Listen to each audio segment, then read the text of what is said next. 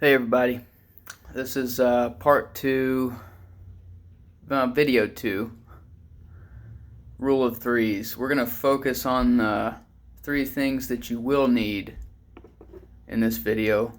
These right here. Shelter. Most people have it if you don't get it. A roof and some walls. That might be enough for a while, depending on where you are.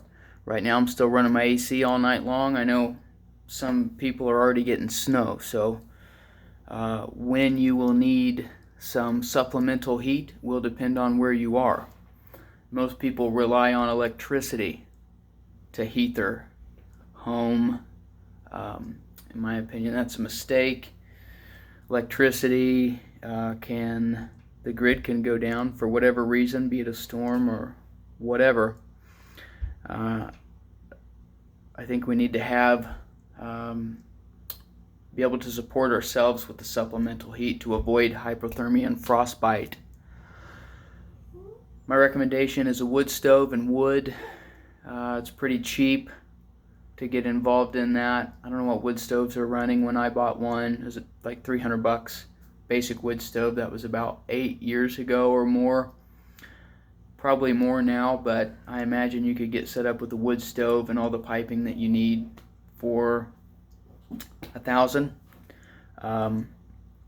Wood is relatively inexpensive, especially if you live near a national forest. You can purchase permits to go and collect dead wood off the national forest, up to, I believe it's 10 cords, and it's about $6 a cord. So that'd probably get most people through a winter for about $60 worth of wood. Another option is propane. If that's not feasible for you, propane and a propane heater. My recommendation is get one that doesn't require electricity. And be very careful with the usage of those. Propane heaters kill a lot of people, so be very careful with that. We need to be able to keep ourselves warm, our families, without getting frostbite, hypothermia. Don't rely on electricity. It might not always be there for whatever reason.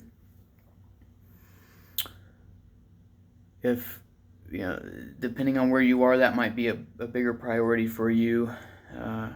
Everyone has to make their own decision, assess your own situation to determine how soon you're going to need to get supplemental heat for your shelter. Water. You can survive 3 days without water. Let's see. We need water to hydrate ourselves, flush our toilets, clean our body, dishes, food, our home. My recommendation is, let's back up. Most people rely on water coming in through the pipes, or they just go to the store, they buy bottles of water. The store might not always have water for you to buy. The water might not always be coming through your pipes for whatever reason. We need to be able to provide our own water or have our own water stored. I recommend starting with a gallon a day. That's only per person. Gallon a day per person. That's for hydration only. You'll need to store additional water to do those additional things that I talked about. Flushing toilets, cleaning things, cooking. If no water source is available, we might need to just purchase all of our water. We can just buy bottles of water from the store. We can buy gallons of water. Obviously, the more you get, the cheaper it'll be. We can buy, we can store water in any kind of container, buckets, barrels, tanks. Obviously, we want it to be food grade or water grade, drinking water grade. You can have rain barrels, or you can get 2,500 gallon barrels for about $1,000. Get these filled up. We obviously want to be able to keep these things stable, and depending on the source, we might need to purify it. Speaking of sources, some people have wells, creeks, rivers, streams, springs, lakes, ponds. If you have that, that's great. You're probably still going to need to, you are going to need to purify that somehow. Yeah, we can boil that, uses fuel. I recommend having a filter.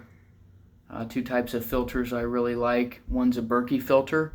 It's a pretty big, it's a kitchen filter. You know, I say pretty big. They come in different sizes, you know, but it's not something you can carry in your pocket.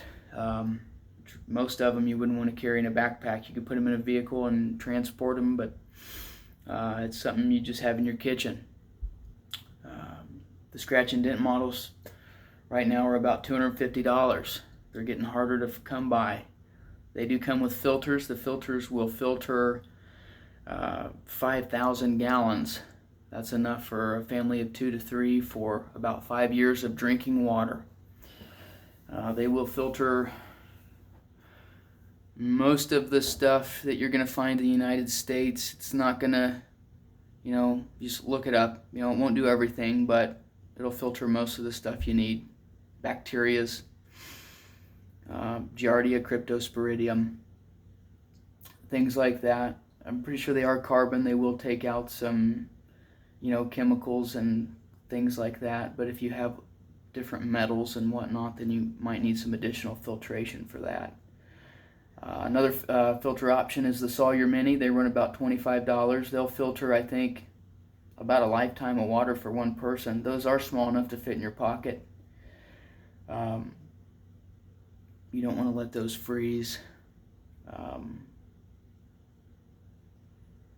Yeah, water. We need it. You know, we survive 3 days without it. Have it, or be able to get it, be able to clean it. Food. We can survive 3 weeks without food.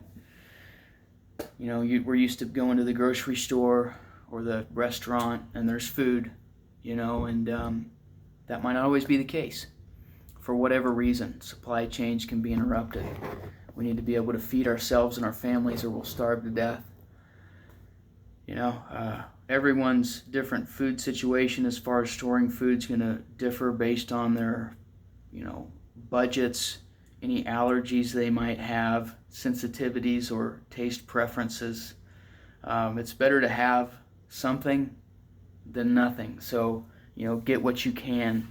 Rice and beans is a good start. It's bulk calories. You're going to need some other nutritional supplementation eventually. But it's a good start, you know, and so I would say have some, you know. Start with, guys, you know, water. Get 3 weeks worth of water. Get enough food to get you into the winter. And then you might want to come back up here to shelter. Figure out a way to stay warm if you're going to need it.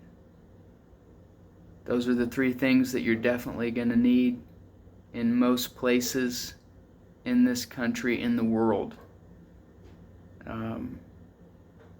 You get the picture. Thanks for tuning in.